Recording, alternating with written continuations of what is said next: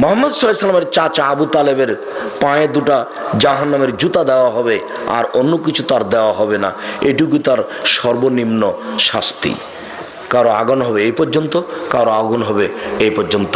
সম্মানিত দিনী ভাই বোন, দুনিয়াবি আগুনের চেয়ে জাহান্নামের আগুনের ক্ষমতা অনেক বেশি।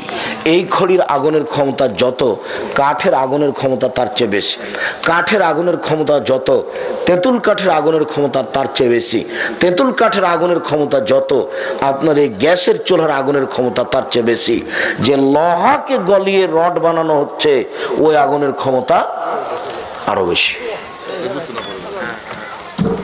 সম্মানিত দিনী ভাই বোন, আমি আপনাদেরকে বিষয়টি খুব সতর্কতার সাথে দেখার জন্য অনুরোধ জানাই। মুহাম্মদ সাল্লাল্লাহু আলাইহি ওয়াসাল্লামের চাচা আবু তালেবের পায়ে দুটা জাহান্নামের জুতা দেওয়া হবে, আর অন্য কিছু তার দেওয়া হবে না। এটুকু তার